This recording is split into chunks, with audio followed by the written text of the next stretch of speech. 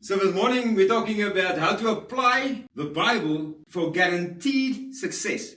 The Word of God tells us that if we do these things, we are promised by God that we'll be successful. That's awesome. If you're going to just apply these things that we're going to teach in this lesson, you will be successful.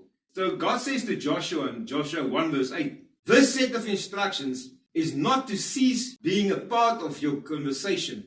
Meditate on it day and night, so that you may be careful to carry out everything that's written in it. For then you will prosper and succeed. Huh? How awesome is that? That the Bible tells us if we do this, if we meditate on the Word of God and we carefully do what it says, then we will be prosperous. We will succeed. That's a promise God gave to Joshua that is even relevant to us today. So let's look at Psalms 1 verse 1 to 3. How blessed is the person who does not take the advice of the wicked, who does not stand on the path with sinners, and who does not sit in the seat of mockers. Instead, they love the Lord's teaching and think about them day and night. He will be like a tree planted by streams of water, yielding its fruit in its season, and whose leaves does not wither. He will prosper in everything he does. Who will prosper in everything he does? The person that thinks about the teachings of the Lord day and night. This one just shows you that the front one, yes, God said that to Joshua, but it applies to every Christian that does that. Every person that thinks of the laws of the Lord, the words of the Lord, day and night. That person will prosper in everything he does. So then in Hebrews we read a very interesting part. In Hebrews 4 and verse 12 to 13, we read, for the word of God is living and active, sharper than any double-edged sword, piercing until it divides soul and spirit, joint and marrow, and it judges the thoughts and purpose of the heart. Now, I just want to stop there quickly. That's verse 12. I just want to stop there quickly, and I just want to show something. What is the writer of Hebrew saying when he says the word of God? So, if you read the next verse, you'll see, no creature can hide from him. So he's not referring to a written book. He's referring to the word of God. Now, if you look at 1 John, Jesus is the word of God. So he's referring to the words of Jesus. And I'll show that to you now. So he says, no creature can hide from him. And it is to him that we must all give an account of ourselves. Him, Jesus. Okay? So that John says in John 1 verse 1 to 4, in the beginning, the Word already existed. The Word was with God, and the Word was God. From the very beginning, the Word was with God. Through him, God made all things. Not one thing in all creation was made without him. The Word was the source of life, and this life brought light to the world. So you must understand the power of the Word. The Word is the Word of whom? The Word of Jesus. Jesus is the creator of all things. This is the Word referring to Jesus' words. How did Jesus create the world? He said, let there be light. He says, let this happen, let that happen. With words, he created all things. Can you just imagine the power of his words? We cannot neglect the power of his words. We cannot just not think about that power. Because if we just move on and think, man, you know what, the word of God is just a book written by men, then you will have no success. You need to realize that this word, in the beginning, God created heaven and earth. And the Bible says, with a word. So, John 8 verse 51, and Jesus told the Jews who had believed in him, if you continue in my word, you are really my disciples. So you have to continue in whose word? In Jesus' word. So where do we find Jesus' words? In the New Testament. This is where Jesus speaks. He's telling his disciples. Remember, these disciples don't have a Bible. They've got the Torah. Okay? He does not tell them if you remain in the Torah. If you want to be Jesus' disciples, you must remain in whose words? In Jesus' words. He says, I've changed things. He says, there was always this saying, an eye for eye and a tooth for a tooth. But I tell you, pray for your enemies. He gave new words. He gave words that brings life because He is the Word. And the power that created all things. When Jesus was with God, before the foundation of the earth, He spoke words that brought life. He spoke words that created all these things. That same power still lives in Him and is still in His Word. And we need to understand that. But Jesus then also says, everyone who listens to my words and put them to practice. You see, this is a very important thing. All of those says you read it and you meditate on it. Okay? And you read it and you do it. So if you don't do it, it will have no effect. It doesn't help me to hear things and not do anything about it. So Jesus says, he who hears these, listens to these words. So if you listen to this video today, and you don't put it into practice, it is a useless video. You can just delete the video. But if you listen to these words and you go apply it, there's power in it. So Jesus says, everyone who listens to my word and put them to practice is like a wise man who built his house on a rock. The rain fell, the flood came, and the winds blew and beat against the house. But it did not collapse because the foundations was on a rock. Everyone who keeps on hearing. I like that part. Today we see a lot in the church. Every Sunday they go to church and they hear the word and they hear the word and they hear the word.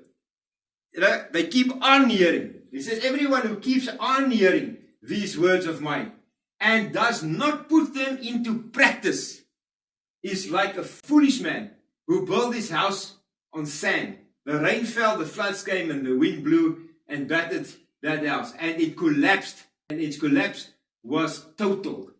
You see, you totally, the opposite is also true. If you read the word and you meditate on the word and you think of it day and night and you apply it, you do what it says, then there's great promises. You'll be prosperous, you'll be successful. But if you don't, your collapse will be total. If you just hear all the time and you don't put it in practice, your collapse will be total. John 15:4-7 says, abide in me and I will abide in you. Just as a branch cannot produce fruit by itself unless it abides in the vineyard, neither can you unless you abide in me. I am the vine, and you are the branches. The one who abides in me, while I abide in him, produce much fruit, because apart from me, you cannot do anything.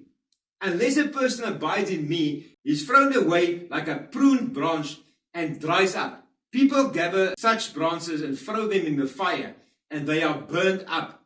If you abide in me, and my word abide in you, my word abide in you, you can ask for anything you want, and you will receive it. Fruit does not come from us trying to produce fruit. It comes from us being in the word, and then applying that word, and then fruit comes. So the result of our actions, we are applying the word, that results actually then brings fruit. James 1:21-25. Therefore, rid yourself of everything impure and every expression of wickedness, and with a gentle spirit welcome the word planted in you that can save your soul. Keep on being obedient to the word and not merely being hearers who deceive yourself. I mean, that one I love. It's like, you're deceiving yourself if you're sitting listening to sermons. If you're watching YouTube videos or you're watching TikTok videos and you're not applying anything, you're just listening to it. You're deceiving yourself. You think, oh, I'm a Christian, I go to church every Sunday and listen to sermons. You deceive yourself if you do not leave that church and go apply what was said. For if any man hears these words but is not obedient to it, he is like a man who looks at himself in a mirror and studies himself carefully, and then goes off and immediately forgets what he looks like. You see, you can stand in front of the mirror and carefully inspect yourself and study yourself and turn around and immediately forget what you look at. And I see this so often. People read the Bible and they just read it. They don't take that and go apply it. And you ask them questions about the Bible, they have no clue. But as soon as people start applying what is written, then they start understanding it, and they start living it, and it becomes part of them. But the one who looks at the perfect law of freedom and remains committed to it, thereby demonstrating that he is not a forgetful hearer, but a doer of what the law requires, will be blessed in what he does. You will be blessed when you read the Bible. No! You will be blessed when you read the Bible, study the Word, live that Word, get what God is saying, go and apply that, then you will be blessed. The applying of the Word blesses you. So just reading it is not enough.